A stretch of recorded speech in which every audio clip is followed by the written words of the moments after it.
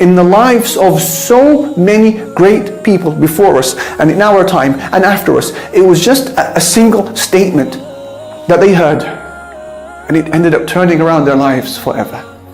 And I give you just two examples. Look at Imam al-Dhahabi. What started him off? A passing comment within a particular gathering that encouraged him to pursue the path of knowledge.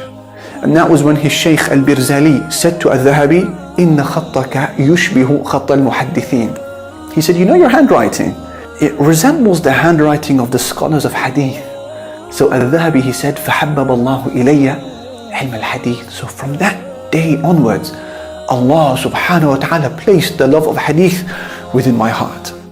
And then Imam al-Dhahabi would become Imam al-Dhahabi, and he would excel in many of the Islamic sciences, and he would author texts that are just indispensable to our Islamic library today. And we are quoting him time and time again in this lecture series. It started with a statement of encouragement he heard. Similarly, Imam al-Bukhari, what started him off? It was just a passing comment within a gathering that launched Imam al-Bukhari into the skies of hadith and fame. And now he has collected for us, as we know, the book that is considered to be the most authentic in existence after the Qur'an, his Sahih, his Al-Jami'.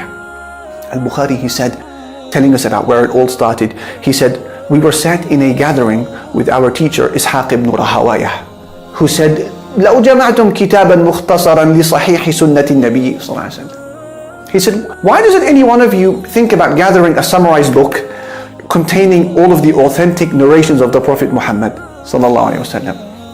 Imam al-Bukhari, he said, فَوَقَعَ ذَلِكَ فِي قَلْبِي فَأَخَذْتُ فِي جَمْعِ الصَّحِيحِ. He said, so instantly the love of doing this fell into my heart, and I began to compile the book. Ya Allah.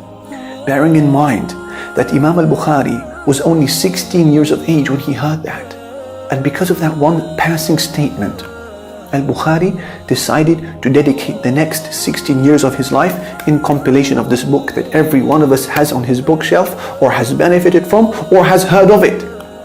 Ya Allah, identify the talents. Look at the words of Badruddin ibn Jama'ah, who said, كُنَّا إِذَا رَأَيْنَا فِي الصَّبِيِّ نَبَاهَا أَلْقَيْنَا عَلَيْهِ شِبَاكَنَا فَلَا يَخْرُجُ إِلَّا عَالِمًا. Whenever we saw a young man who was exhibiting signs of intelligence, we would throw our nets over him. Figuratively speaking, right? We would throw our nets over him, and he would only leave after he had become a scholar. So please don't allow the talents to go to waste. The potential reformers that we are craving for today as Muslims, they exist in huge numbers. They exist today the same way they existed in the past. The only difference is that those before us were blessed with parents, with friends, with passers-by who identified those talents in them. They guided those talents, they nurtured them, encouraged them, financed them. And it could be just a passing comment of encouragement that you offer someone in a gathering, but to him, those words make him feel, or her feel, that they were just they were born on that very day. And it changes the course of their lives and the purpose for which they live for.